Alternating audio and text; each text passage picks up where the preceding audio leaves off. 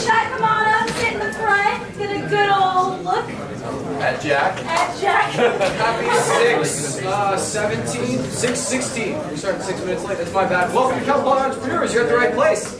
Woo! Okay.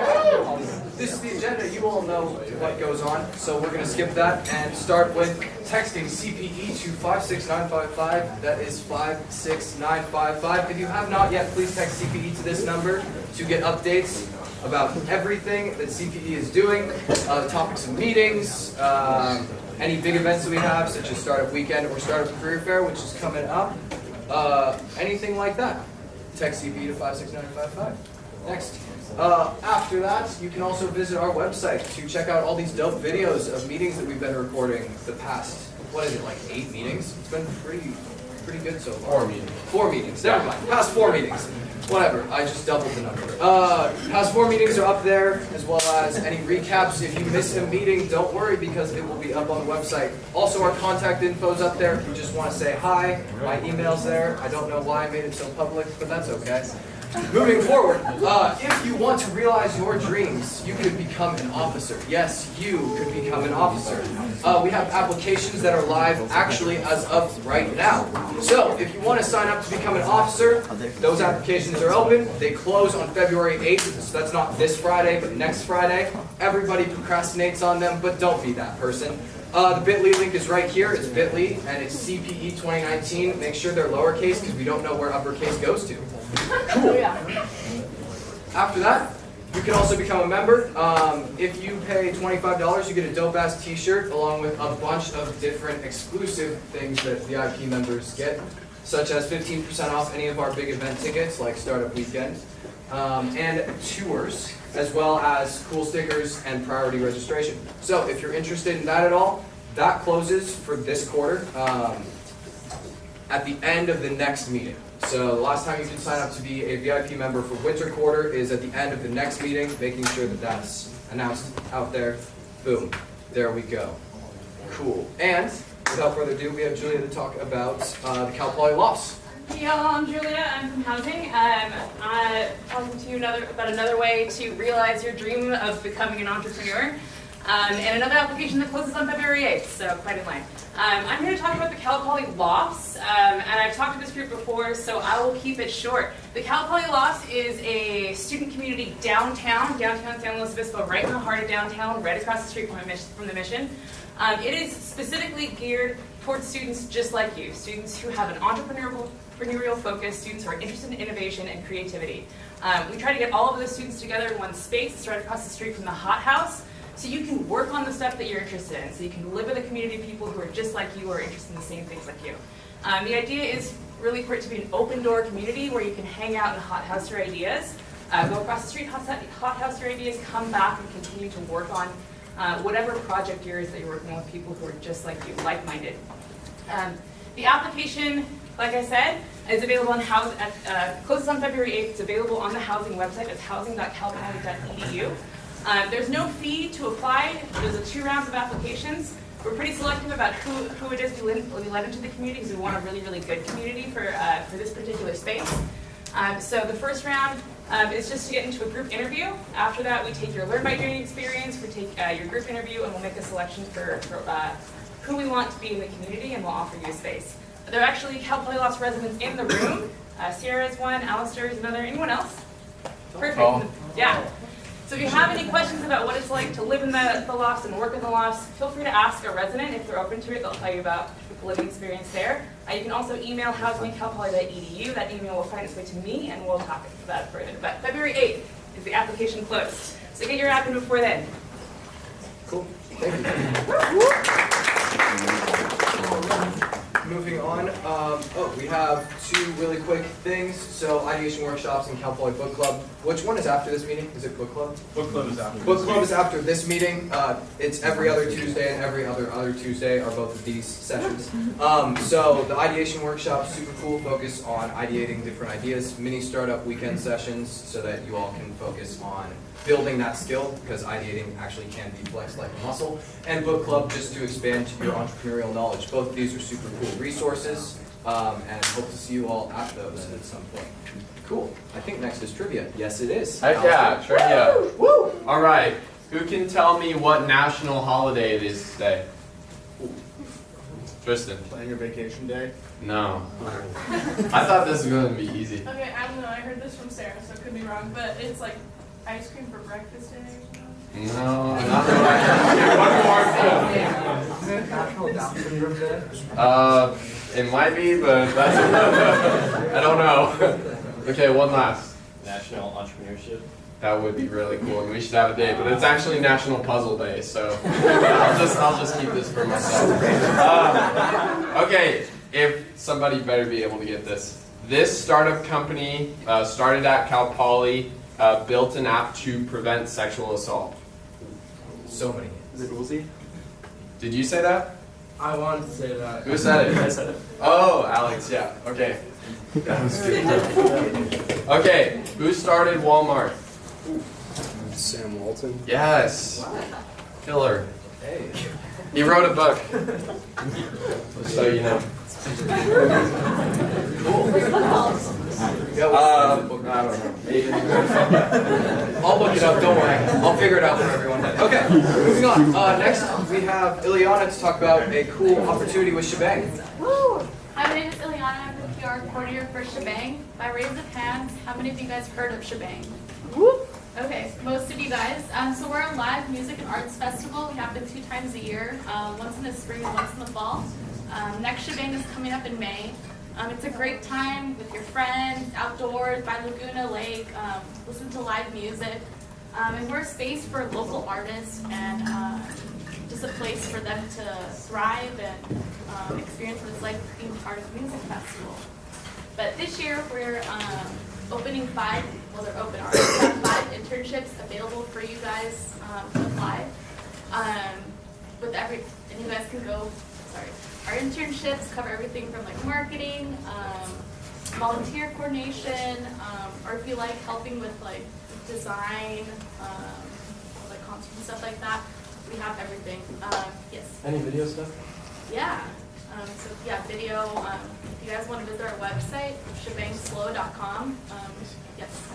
Is this through Respect the Funk or is this Shebang? Shebang. Okay. Yeah, this is Shebang. We do work with Respect the Funk, but this is through Shebang.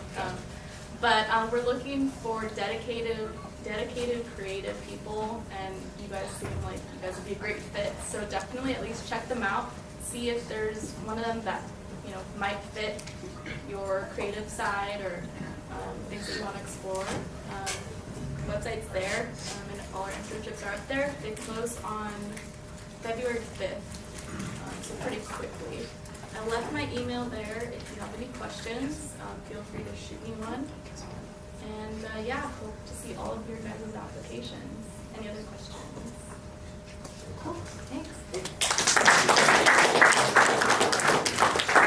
I think that leaves us with 2 really quick notes. First is the hatchery is right there, and the Innovation Sandbox is over there. No, but really quick, how many of you have heard about the Innovation Sandbox? I point that way because it's 2 different directions. Okay, that's like half of you. So the Innovation Sandbox is really cool. I just visited there, not for the first time, because the first time was my freshman year. But I just recently visited there to get trained in how to use 3D printers, and they're super sick. This was the first time that I actually got to see them when they were installed. And they're really easy to use, really cool. I think it's a great space if you are creative and want to build things or want to tinker with stuff. They have a lot of stuff there, like VR, what else? CNC. CNC Yeah. routers, laser cutters, 3D printers, Lots of shit. hand tools, Dremels. Lots of cool stuff. Yes. Do you have to pay to use it? Oh, and you don't have to pay to use it. It's free. In fact, you all paid to let yourselves use it because it's part of you being here at Cal Poly. That's what every resource is. So, in a way, like, you should at least check it out because some of your money went towards it. Really cool opportunity. If you want to like actually get hands-on with stuff that's actually low level of experience needed to be able to do it, you can just start grabbing and going. I think it's a great opportunity in general. So, yeah, that leads us to what you're all here for, which is the IQ session, which is today from 6 to 7:30, led by this guy. So give him a round of applause. It's pumped up.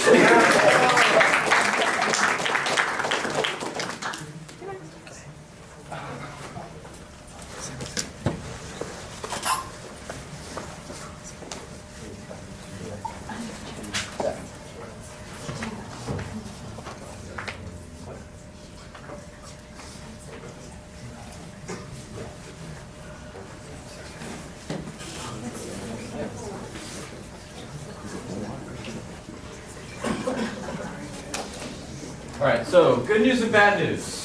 The good news is we're going to talk about a great competition we run every year where we give students $30,000.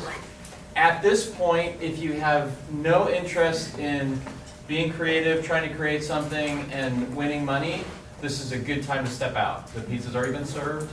But if you have interest in any of those other things, then stick around. The bad news is we were supposed to have a special guest speaker tonight who won this competition back in 2009. Him and his friend that they did the competition with started a great company called Brian's Coffee Pouches. And unfortunately, his wife, who's 7 months pregnant, threw out her back last night, and he called me this morning and said, I'm sorry, I just can't get down. They're dealing with that. So with that said, his follow-up comment was, if anybody wants my phone number, just give it to them, tell them to text me, and I will set up a Skype call or FaceTime and meet with you virtually. So, and the reason he said that is because, so 2009, I guess about 10 years ago, he showed up in a room like this, only it wasn't really renovated, it was kind of dumpy. There was a bunch of pizzas in the room, and the only reason he showed up was because there was free pizza. And after he took some pizza and sort of sat there listening, him and his buddy said, well, maybe we should try to enter this competition. Not really sure what we want to do. And so they spent some time thinking about some ideas. Entered the competition. He said they got their application in 4 minutes before the deadline. I don't recommend that for computer issues, but that was his scheme. And he said that the mentorship he got through the process is the reason that they have a company today. So anything that he can do to give back and do the same for others, he's willing to do.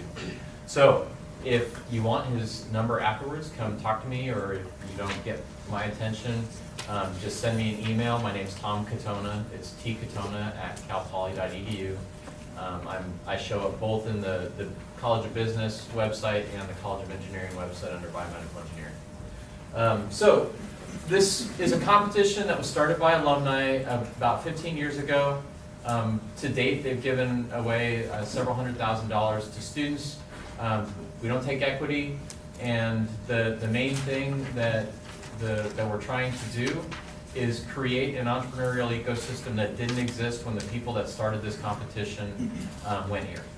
So founders, Rich Boberg, who is still actively involved in the CIE, I just saw him last week, Laura Pickering, who's on a couple of our advisory boards, and Carson Chen are still contributing, donating time, resources to keep this competition running. They're counting on you winning this competition, creating a successful business, and having your picture up on this slide someday so that they can stop supporting it. So that's almost verbatim from their mouths. So that's your challenge. I get the privilege of kind of organizing this competition every year. It's a pretty incredible event. So 15 years, we give away 3 prizes a year. So over that span of time, about half the companies are still up and running. That's a remarkable hit rate. They're not all Airbnb, but they're up and running, creating jobs for people in the world, and of varying sizes and scales. So I think it's a testament to both the process, but more so, what you all can do if you put your mind to it and just sort of sit down and focus on making tomorrow better than it is today. The process, so we're having these information sessions, and each one's focused a little bit different. The first one was sort of highly just, here's the application. We'll go through that stuff tonight, but I also want to give people a chance. What happens every year is someone will wander into my office and they'll say, hey, there's 2 or 3 of us working on some project, and we need help with fill in the blank here. And they don't know where to find it. Or vice versa, I meet people who come to my office and they say, this sounds like a really awesome competition. I'm good at this stuff, but I don't even know who needs that. So I'm going to give you a chance later to, if you are part of a team looking for other folks to join you, or if you are not part of a team, don't have an idea, but really would love to and have some skills to contribute to say what that is and sort of pitch yourself. Your skill is not your major. It can be, but in many cases I see that it's not, right? People are just good at something and they can contribute in other ways. were at Cal Poly arbitrarily at 17, you had to pick a major, I think you probably have more skills than whatever you thought you had to pick when you were 17. The application is due March 20th at 11:59 p.m. sharp. It cuts off. Every single year, I get emails at 12:05 the next morning. Oh, I didn't get my application in. Can I get the application in? And the answer is, if you are a freshman through junior, you can apply next year. If you are a senior, I wish you the best. But no, it's a hard deadline. It's 11:59 p.m. You can go to, this is the direct link to the site. This bit.ly link will get you there too for the application. I'm sending out all these slides to anyone who signed their name in, so you will get this stuff. And then roughly from that, we typically get about anywhere from 60 to 80 applications a year. We choose 12 finalists, and the final presentations are Saturday, April 27th. They're all day, and then we have a big celebration dinner after that. And awards and prizes. If you're going to the application, this is what you should see. If you see anything different, you're in the wrong place. Go back to this slide and click on one of these links. These are the questions you're going to run into. What I'll say, I'll answer specifics on this later if you want, but what I've done this year is when you go to this page, next to the question, I've tried to rewrite each of the questions with a description of specifically what they're looking for you to answer. So there's text to the right of the box that you should be looking at and reading that is based on my experience seeing a lot of people judge these things, sort of what they're looking for with that question. The finals are in this room, so it's like you have home field advantage, you're already here. We set up the tables, and we have usually about 18 people, mostly alumni, who get involved and come down and give back. These are people who have varied skill sets. We try to get people across different industries. There is no specific bias for people saying, oh, it's got to be a software platform, or it's got to be this or that. And we get people who have come from all different backgrounds, have been working in different industries, so that we have the ability to evaluate properly the types of things that come out of a polytechnic university, and so that nobody has an advantage. Eligibility, you have to have a Cal Poly student as a core team member. My definition of core team member means that if you're up here and somebody asks you a question, you should be able to answer it. If you're just window dressing and kind of like, yeah, I've got a Cal Poly ID and I hope my friends who are working on this thing win some money, that doesn't cut it. But there's nothing saying that you can't have outside team members. So no restriction there. Second thing is anybody who's won any sort of prize in Innovation Quest can't come back and keep winning. And if a team has already, and this does happen periodically, has already raised some money and our threshold is 100K, this is not the competition for you. Mostly because we want this money to move the needle. If you're already up raising a lot of money, $10,000 is not the thing that's going to be your make or break, right? We want this to be something that moves the needle for you and your team or company. So, prizes. Historically, we have 15,000 for first place, 10,000 for second place, 5,000 for third place. But we're going to do something a little bit different this year, and to help describe that, I want to invite up Drew Coven, who's a partner at LDR Ventures, and he's been working with us to try to add on to the competition this year. So, yeah. Welcome, Drew. Thank you. I should preface by saying I did not go to Cal Poly, but I wish I did. You have a hat. I have a hat, and I have a knapsack. I have a Cal Poly basketball knapsack. There's a funny story behind that. But I could not get a Cal Poly knapsack. They have all these other brands in the bookstore. I could not get anything with a Cal Poly patch. So I went to the athletic center, and I literally tracked down a coach, and I said, I'll give you anything you want. Just, I want a knapsack. And she gave me a knapsack. So it's my big story for last week. But, so that's the entrepreneurial way. Where there's a will, there's a way. So my wife was here with me, and she goes, you set your intention. You were going to get a backpack. We were not leaving this campus without a Cal Poly backpack, and now you have a Cal Poly backpack. But I think it's really demonstrative when you think about entrepreneurship and the stories you hear. There are a lot of accidental entrepreneurs, people who don't even know what the word entrepreneur means. I mean, it literally translates into risk taker. But in today's day and age, many people come to entrepreneurship by accident. It's not deliberately, hey, I want to be a doctor, I want to be a lawyer, I want to be a graphic designer, I want to be an accountant, oh, I want to be an entrepreneur. It's not as binary. You want to be a doctor, there's a certain field of study. Those things are very well defined. I want to be an accountant. So that's kind of the scary part about it, but it's also the amazing part, because you can start in one place and finish in a completely different place. I started as a collegiate entrepreneur myself in 1987. I started a company called Collegiate Student Storage. And my college entrepreneurial venture began with looking around and seeing that the students, my peers, were traveling from far away to come to Syracuse every year. So they'd have to travel an average of 3, 4, 5 hours to go back home or even further.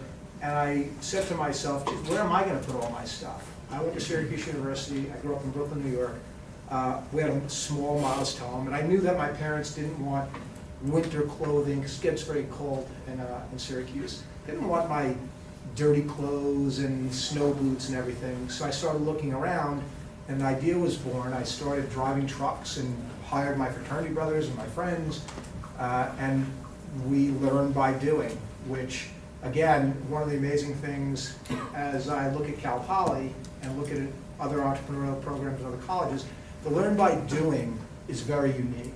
There are things that you will learn in an entrepreneurial competition that you cannot possibly learn in a classroom. There's concept and there's application. And there's no such thing, and again, I'm 50 years old, so I've been at this game for a while now. There's no such thing as a failed opportunity, because you learn from everything. I know that sounds kind of like cliche-ish and platitude, but the reality is everything you will take away from an entrepreneurial experience, an entrepreneurial competition, will be applicable at some point in your life, personally or professionally. How do you resolve? How do you problem solve? How do you think similarly and how do you think differently with different types of people that are part of your teams? So LDR Ventures venues, and I noticed that there's been a lot of press and there's been a lot of coverage specifically around Cal Poly's interest in investments that are being made and more forthcoming to be made into diversity and inclusion. And people will oftentimes ask, well, what does that really mean? Because we're all kind of different, right? I mean, gender, race, age, sexual orientation, LGBTQ. There's no, in today's day and age, it isn't your color, your gender. It really becomes a conversation, especially socially and professionally, around what types of organizations are you a part of in an entrepreneurship, what types of businesses are you building, and how are you going to build them. So when I started talking with Tom about this particular initiative, we started brainstorming, and we haven't formalized what that additional prize will be, but how can we introduce into your entrepreneurial journey at the get-go diversity and inclusion. And again, we're kind of working through the mechanics of what that would look like in a competition, but it has been statistically shown that more diverse and inclusive ecosystems yield better results, because you have different opinions and different points of view, and those points of view are valid depending upon the kind of business that you're going to create. So I come from a background, I built food companies, I built fashion companies. I was, I don't know how many people know the company Steve Madden. Steve Madden Shoes. I was president of a division of Steve Madden. Anybody know Guess Jeans? I was amongst the 10 people running the company globally. So I come from some very big organizations and also some small organizations. Do people know Sweetgreen, the food chain? So I'm one of the earliest investors in Sweetgreen, which started out as one location in Georgetown, and a bunch of graduate students. Really, they started the company when they were at Georgetown. So I never confuse age with ability. I started my first company when I was 18. It looks like a lot of you are somewhere in the teenage, early 20s age group. And I learned very early on in my career never to confuse. Your age is not a limiting factor to your ability. It may be correlated to your experience, but certainly not your ability, your intent, your passion, your drive. So what I want to leave you with is LDR Ventures has an office in the hothouse. We have 4 interns that work for us. All are Cal Poly students. You may know some of the interns that work for us. We're committed to helping to mentor, to support Tom and his team with questions ranging from, what's a trademark or patent and what's the importance, and intellectual property questions, more complex issues, to, how do I judge if this is an appropriate logo? Or how do I think about my audience that I'm catering to? And when you think about diversity and inclusion, one of the things that's really important to think about is if you're building a business for a particular audience, and this is lessons learned along the way, one example of why diversity or how diversity and inclusion could be important in your thinking is, do I have a team around me that understands the issue beyond did some research? So if you think about, I never could understand fashion companies producing product for women predominantly run by men. I just, it doesn't make any sense. The smartest people in the room at Guess and some of these fashion companies were, my greatest peers were female entrepreneurs. Now, if you look statistically, there are far fewer female entrepreneurs today, and LDR Ventures is looking to change that narrative. And there's some other very good venture firms that are being very proactive, supporting female entrepreneurs. Also entrepreneurs of color, entrepreneurs from minority groups. And we think in the next 10 years, that's going to change, and it's going to come from your generation. I mean, you're the change agents. You're the ones that are going to change the dynamics of the companies that you build. You're the ones that are going to have different dynamics of the teams that you build, the problems that you're solving for. So all the things that you'll check the boxes when you put your business plans together and you get up and you come to compete, there'll be some basic guidelines. What is my business? Who are we here to serve? What does it cost to get a customer? But then where we're coming from, and we want to try to incorporate this into your thinking, is how are you thinking about setting up from the get-go? Who's on your team? How are you making sure that your marketing or your businesses are serving different audiences? That may be very different than the audiences that you grew up around. So I'll leave you with this. It is an honor and a pleasure to be here this evening. Thank you very much for giving me the opportunity to speak. I'm going to work with, or Tom's going to work with me, or we're going to work together to kind of really craft how to incorporate our core mission, which is to support diversity and inclusion in venture investing. And we invest in very early stage companies. And how can we create a prize that really supports, in a way, your commitment to those things, as well as having fundamentally good businesses. And also, myself, my team, we will be making ourselves available for mentoring. I know a couple of people have already reached out to me from Cal Poly, and we want to make sure that we're available, and I'll make sure to get my information over to, if you want, I'm Andrew Drew Koven on LinkedIn, so it's just Andrew Drew, K-O-V-E-N on LinkedIn.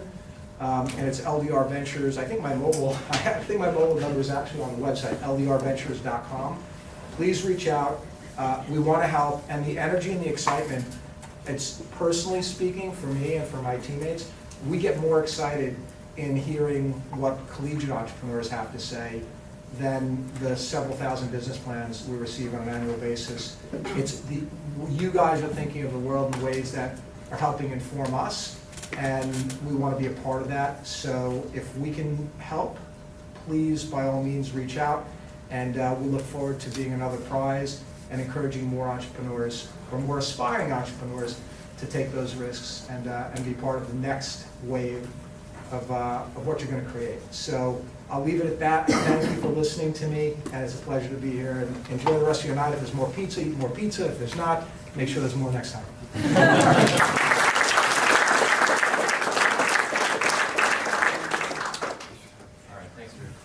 So Jack already talked about it, but resources, Innovation Sandbox, so I helped write the checks to keep that thing running, so use it.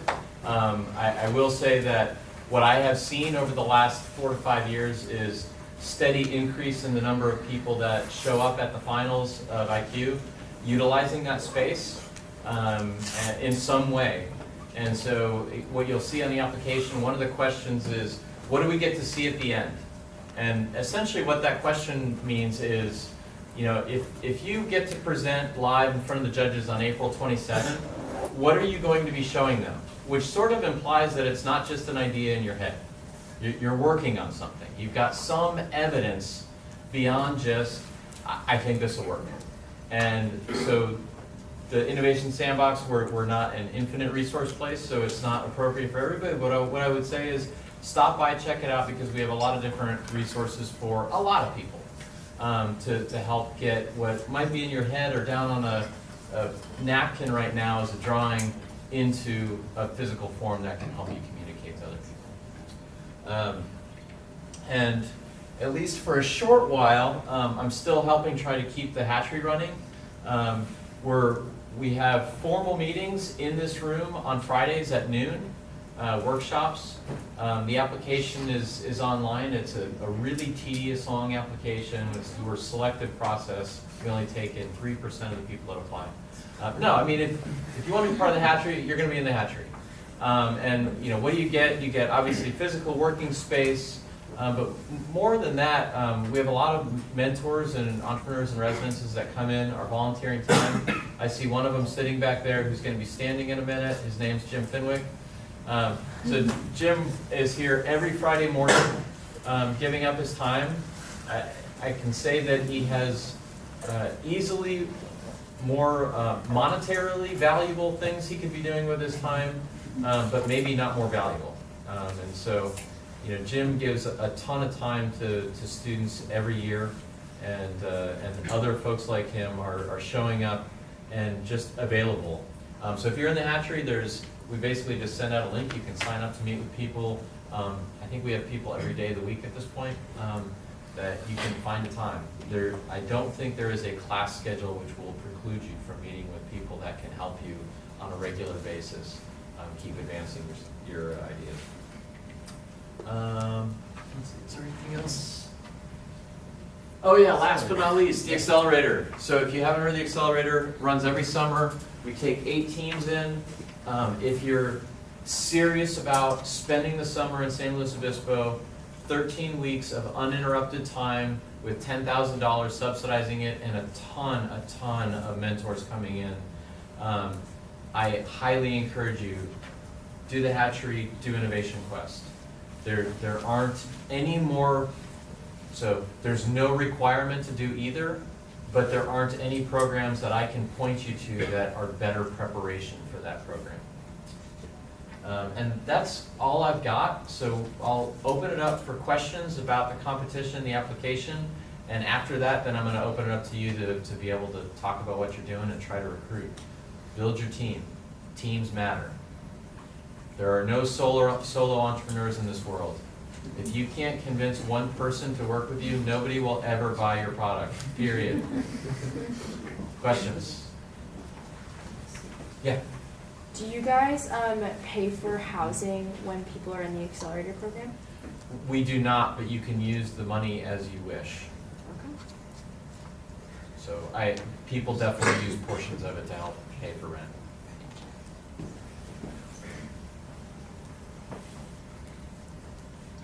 That's it. Wow. Everybody's ready to fill out They're their ready. application. Yeah. Yeah, the link's up. If you haven't filled it out, start it. All right, so then, yeah, Alistair. So for Innovation Sandbox, is there times where we can go in and kind of get maybe like a lesson or something from one of the students? Yeah, so the way that it's set up now, and we've been working to a lot of effort went in this fall to try to formalize this more. So we've got lead student techs on several of the pieces of equipment. And they are, depending on the piece of equipment, some of them are offering set weekly times, which you can find out by going over there. And others are saying, just saying, email me, and when we get a core of 3 or 4 people, we'll put together a session. So it varies by piece of equipment. So Chris in the back is in charge of our laser cutter. And so Chris, what are you doing? Currently, the last 2 weeks I've been doing the email me and we'll set up a time. I am going to start this week actually doing weekly sessions that we'll set up, and we'll try to move them around so that if your class conflicts one week, you can hopefully make it another. But if for some reason, you know, that week doesn't work for you, but you'd really like to get started on it now, you can shoot me an email. My email is posted in the sandbox, or you can look it up online. My name's Chris Linthicum, and we can set something up and I can demo it for you. And we have, I mean, I'm plugging it in the context of this competition. There's no expectations of what you do once you get there. We have had everything from people making presents for their family, all the way up to people who created companies, and everything in between. Class projects, it's a resource for you. Use it. And I'll shamelessly plug. So it's run by students. So people like Chris, and the way it works is if you're willing to volunteer 2 hours of your time, you get priority access on everything, and you get a swipe card so you can get in when it's closed. So that's the benefit. You can use it when you want. Otherwise, it's during the day. For Innovation Quest, are there any restrictions, or do you have any suggestions on the type of business you should apply with? Like, does it have to be hardware, or can it be software? Can it just be a service? Everything under the sun. I've seen software platforms, I've seen people working on restaurant apps, I've seen people working on artificial beehives. I mean, you name it, I've seen it. Yeah. What's the judging criteria on actually winning Innovation Quest? It's literally just the six questions, and they score 1 to 10, and then we sort of sort out the data, and then what I do is go in and normalize for judging, so to make sure that you don't get like the really hard grader or the really easy grader. So there are on both sides. Yeah, so I try to normalize that out so somebody doesn't get penalized just because they happen to get somebody that's more difficult. But I will say the applications are looked at by a number of people, which normalizes that out quite a bit. But still, there are some that are so tough or so easy that even that can skew it. So I try to normalize that out. Cool. Thank you. Yeah. Do we retain any intellectual property we share as a supplemental document? I own all of it. No, so what happens? The reality is, if you disclose your actual intellectual property, it counts as a public disclosure, so your clock starts ticking. We don't own any of it, just for running the competition. We have a year after that fact, right? Yeah, so it counts as a public disclosure.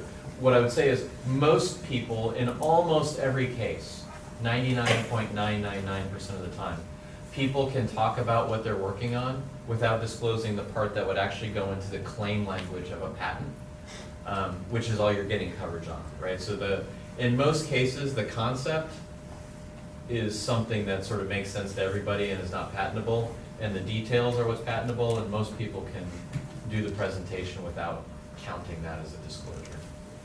There are exceptions, and if that's a concern of yours, we can work through that. Will it be made public, any documents?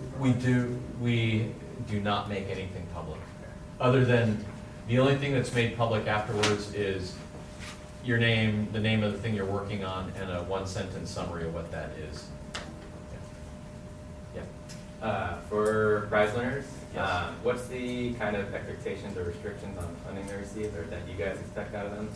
So, Guides on how to invest so it? the answer is you get a check, and so it's your prerogative. What is the expectation? The people are doing this because they're hoping to create businesses, right? But if you go to Vegas, they're not going to track you. Well, they might go with you, but yeah, it's so. The expectation is they want to see, the reason they're giving the money is because they want to see you try to do something with it. Have all the winning teams had an MVP of their product by the presentation? Have all the winning teams. So I've only been here, this is my 5th year, so I can't speak to 10 years before. So my answer is no, because in many cases they have what I would call a prototype, which no customer has ever seen. And you can't have an MVP without a customer having interacted and giving you some feedback on it. So I've seen a whole range from everything from people having an up and going running business to people who are tinkering on something and bring in some prototype to people who don't really have a don't have a working prototype, but have a looks like prototype that they're actually doing customer development with. And in general, what I would say is people who have deep tech heavy businesses tend to have less customer information, and people that have not tech heavy businesses tend to know more about their customers. That's just as a rule of thumb. Ideally, you know about both. But that just, what I would say is if you have one or the other type and you don't know about what you're doing in that, then you're a little bit hamstrung. Cool, thank you. Yeah. Other questions? Now I turn it over to you. Who wants to recruit? Who needs people on their team? Come on, there we go. Come on up.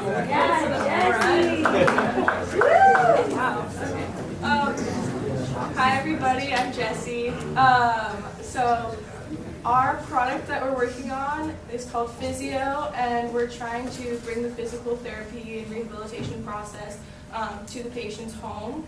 And so obviously people are getting injured every day via sports, via work, whatever they're doing, and it's getting increasingly harder to get into physical therapist's offices due to like their work schedule or due to insurance, or maybe you don't even have insurance and you can't pay for it.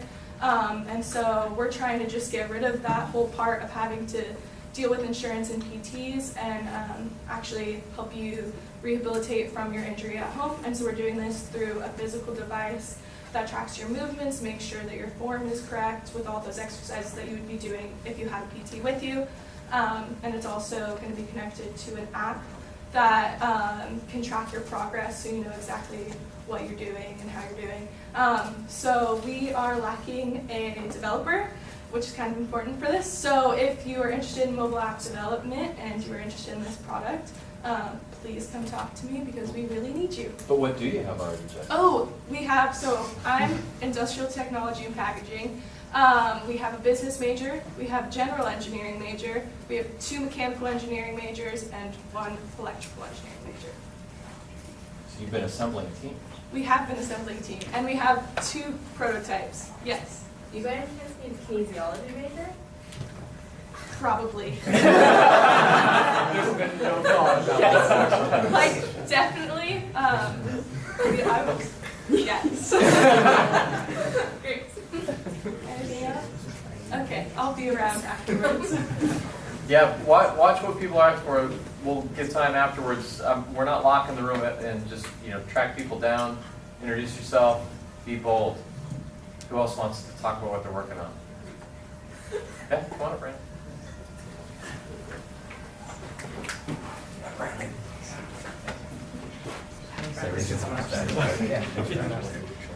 Hello everyone, my name is Brandon Bonilla, and I'm part of Team Polymere. Our mission is preservation through plastic innovation. So I just got a question for you all. How many of you know that you can use algae for biofuels, food, plastics? Just a few hands, right? But so this is a big problem, right? There's tons of issues with, like I say, emissions or treating wastewater or plastic waste, finding sustainable feedstocks for making these products. And so our mission is to build this educational center where you can walk in, you can experience algae like through food, through furniture, through bioreactors around you. Anyways, so we're planning to fund this kind of algae experience through making our own product line of algae plastics. And we have a few partnerships we're working out with other algae companies to make this happen. So we really need a graphical design person to help with our logo. We need somebody to help with manufacturing costs, like putting estimates for that. And then also just, we need somebody for like a website development to help Maddie with maybe building some kind of educational platform for us. So if you're interested in this, let me know. And anybody else that you think we can do? No. Okay. All right. I think that's it.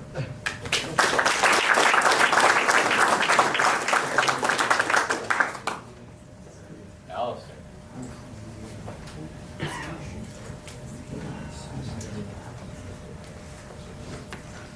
All right, trivia. No, just kidding. I have an idea for a security key that you can plug into any device, and it would unlock all your user accounts. The security key already exists. I want to put it in a smartwatch so it's easily accessible. So that's my idea. I'm looking for people who are interested in working on this. So if you are, come talk to me. Cool.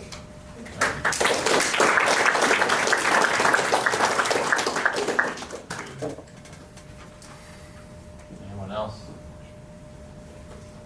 Anyone want to self-pitch? Okay. All right, here we go.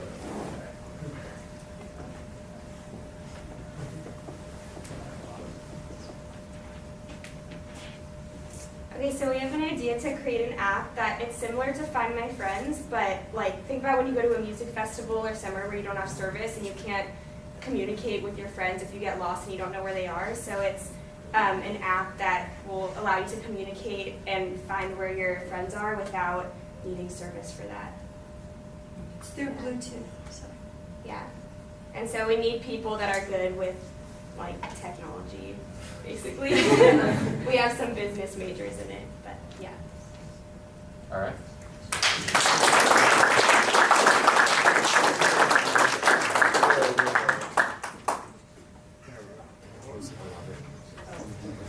You guys just worked on that. Hey, I'm Ethan. I'm a computer engineering major. I'm a sophomore, and I'm president of VR Club. VR Club basically doesn't have any projects that we have started yet, but if anybody's interested in doing a VR project, you can come and talk with us because we've got people who want to develop and work with VR. So yeah, let us know. We have a Facebook page.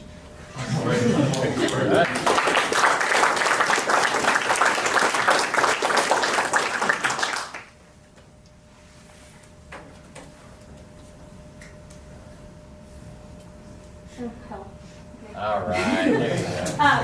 This is going to be scrappy because I literally came up with this idea like 20 minutes ago, so you don't know it. But hi, I'm Sierra. I'm a fourth-year business major, president of this awesome club.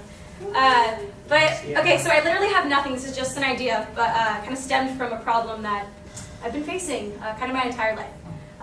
Over the past 7 days, I've managed to spill wine on my favorite shirt. I tried to change the brake pads on my car, and I struggled to write like the perfect resume for my dream job. And I didn't know how to do any of these on my own, so I just kind of Google searched how to fix my problems. So I went to kind of like WikiHow to figure out how to remove stains from shirts. I went to YouTube to see a visual performance of someone changing their brake pads. And then I scraped LinkedIn to figure out like what are the best tips for writing a resume. But these took way longer to find the solutions than I wanted, and I kind of wish there was just a central hub for me to type in a problem I had or type in a skill I want to learn and find like a verified, like expert verified solution so that I didn't have to spend hours and hours looking on the internet to solve the problem. So think of like BuzzFeed, but instead of like useless clickbait videos, like actually informative stuff. Yeah, right? And you'd be, if you came in and helped me with this idea, you'd be, the content creator for learning these basic life skills that they don't teach you in school and that you have to find on YouTube or on WikiHow. Yeah, I'm gonna be honest, it's pretty much just an idea at this point, but it's a problem I recognized and it's something I want to solve.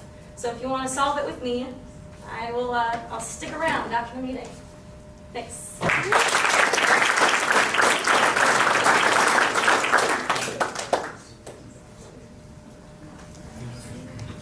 So So, do you have anything else at the end?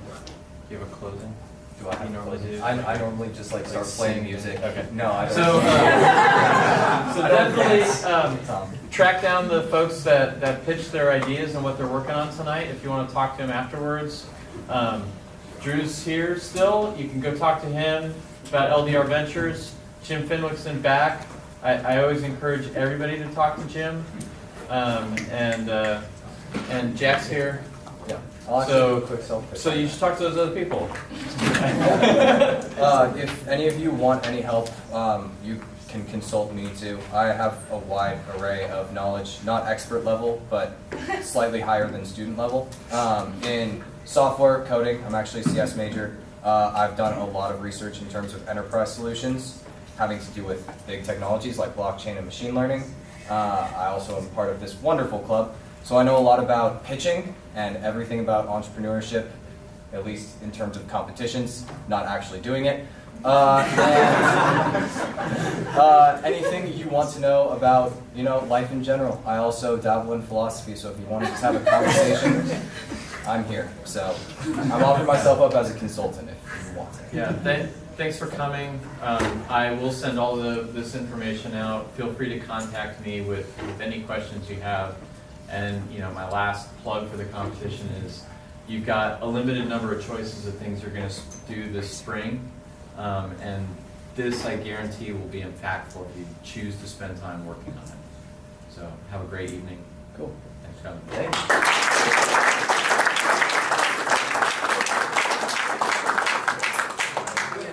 That closes meeting 4. Thank you all for coming out. There is actually Girl Scout cookies being sold outside right now. So if you want some,